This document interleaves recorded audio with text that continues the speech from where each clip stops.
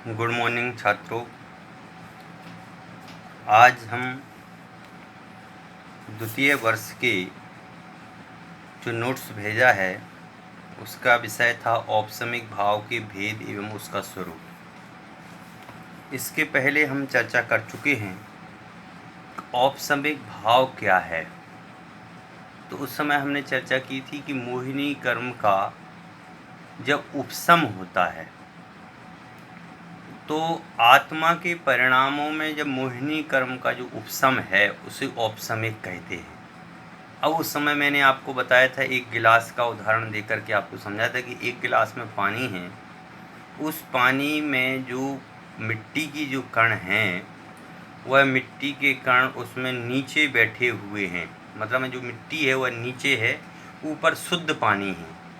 तो उस अवस्था का नाम था उपसम अवस्था। और तो उस उपसम का मतलब में क्या होता है कि अभी हमारे परिणाम खराब नहीं हैं।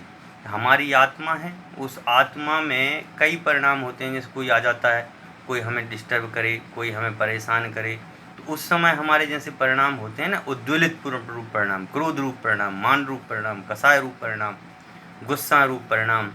तो उस परिणामों को जो हम गुस्सा रूप हो जाते हैं तब तो क्या कहते हैं हम उसे उदय, औदायक भाव।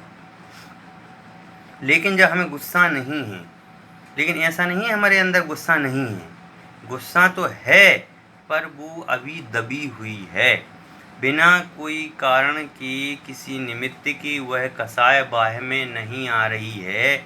हमें आप हंसते देख रहे हैं, हम हंस रहे हैं, आपसे बोल रहे हैं, आपसे बता रहे हैं, लेकिन ऐसा नहीं है कि वो कसाय हमारे अंदर में है नहीं। कसाय तो है पर वह कसाय अभी हमारे उदय में नहीं है, उपसम में है। मतलब वह कसाय जो है नीचे दबी हुई है, वह कसाय अभी हमारी बाह्य में नहीं आई है। तो जब यह जीव की ऐसे जब परिणाम होते हैं तो उन परिणामों को बोलते हैं औपसमिक भाव।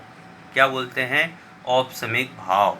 इस औपसमिक भावों की चर्चा हम यहाँ पर विभिन्न रूपों से करते आए हैं। तो यह औपसमिक भाव जो हैं यह दो प्रकार के हैं। एक तो है औपसमिक सम्यक्त और दूसरे हैं औपसमिक चारित्र। औपसमिक सम्यक्त क्या है? तो उपसम जब श्रद्धान होता है, हमें कैसा श्रद्धान होता है? हमें अपने तत्व के प्रति श्रद्धान होता है, वस्तु के प्रति श्रद्धान होता है। हमारे पास कोई पेन या पेंसिल है तो उसको देख कर के श्रद्धान होता है कि भाई ये ग्रेनाइट की इसमें निप लगी हुई है, तो इसका मतलब ये क्या है? ये पेंसिल है, लेकिन इसमें स्टील की निप लगी हुई है, उसमें स्याही भरी हुई है, तो हम क्या कहते हैं? ये पेन है।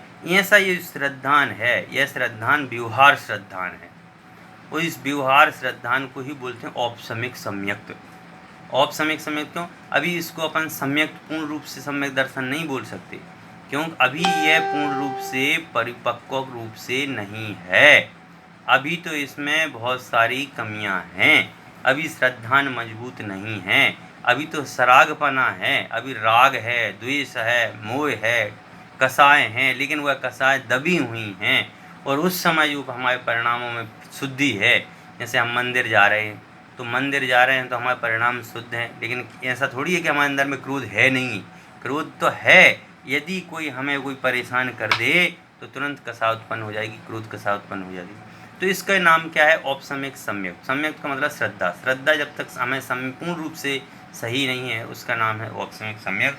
और इसी को दूसरा नाम भेद है औपसमिक चारित्र, कि ये चारित्र में भी हम अच्छे से बोल रहे हैं, इसका मतलब ये है कसाय दबी हुई है। तो जो कसाय का दबा हुआ होना है उसका नाम है औपसमिक, और वह चारित्र रूप में हो, चाहे हम कोई कार्य कर रहे हों, पूजन विधान पाठ स्वाध्याय चिंतन मनन, समझ गए ना, यज्ञ हवन कुछ भी कर रहे हों, तो उस समय जो भी हम कार्य कर रहे हैं उस समय जो चारित्रपना है वह चारित्रपना अलग है। औपसमिक सम्यक तो किस कारण से है? तो कहते हैं चारित्र मोहिनी के उदय से है। मोहिनी आप लोग जानते ही हैं, मोह मतलब में होता है ममत्व के परिणाम, ये मेरा है, ये मेरा है, ये मेरा है, पिताजी मेरे हैं, माताजी मेरी हैं, मम्मी मेरी हैं, पापा मेरे हैं, भाई बंधु मेरे हैं, समझ गए? तो ये जो मेरापन है यह है मोह, इसी को बोलते हैं मोहिनी कर्म। तो ये दो प्रकार से है, एक कसाय वेदनी और एक नो कसाय वेदनी। कसाय वेदनी में क्रोध मान माया लोभ आदि 25 कसाएँ हैं, और हास्य, रति, अरति, सुख, भय, जुगुप्सा, स्त्री विद, पुरुष विद, नपुंसक भेद आदि 9 कषाय हैं। इस प्रकार से यह दर्शन मोहिनी के सम्यक, मिथ्यात्व, सम्यक प्रकृति, ये 3 भेद हैं। इन 7 प्रकृतियों का जब उपशम होता है तो उसे औपसमिक सम्यक कहते हैं। इस प्रकार आज अपन ने देखा औपसमिक सम्यक और उसके स्वरूप।